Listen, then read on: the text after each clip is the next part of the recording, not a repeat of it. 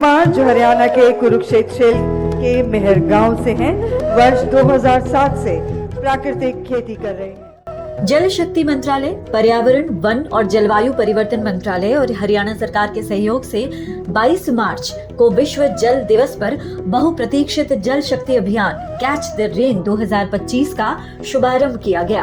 कार्यक्रम का आयोजन पंचकुला के ताऊ देवीलाल स्टेडियम के सेक्टर 3 स्थित मल्टीपर्पज हॉल में किया गया।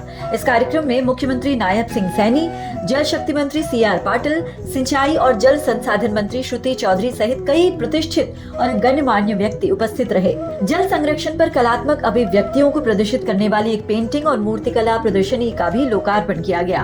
वैज्ञानिक जल संसाधन प्रबंधन में सहायता करने वाली मुख्यमंत्री जल संचय योजना और हरियाणा के लिए जल संसाधन एटलस का लॉन्च किया गया।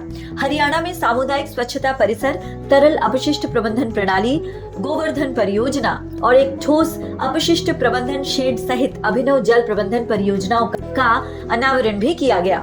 नदियों, झरनों और जंगलों के बीच पारिस्थितिक संबंध को मजबूत करने वाले जल जंगल जनरू एक प्राकृतिक बंधन अभियान का भी शुभारंभ किया गया।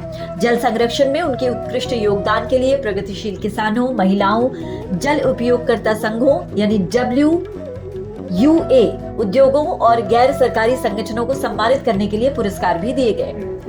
जल संचयन, जन भागीदारी, जन जागरूकता की ओर की थीम वाला ये अभियान जलवायु परिवर्तन और बढ़ती जल चुनौतियों के मद्देनजर जल सुरक्षा, वर्षा जल संचयन और भूजल पुनर्भरण के महत्व को रेखांकित करता है।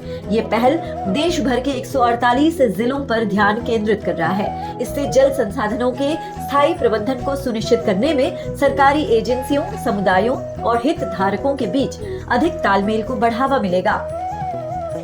इस मौके पर केंद्रीय जल शक्ति मंत्री CR पाटिल ने कहा कि कार्यक्रम का उद्देश्य सामुदायिक भागीदारी और नवीन रणनीतियों के माध्यम से जल संरक्षण और प्रबंधन पर बल देना है।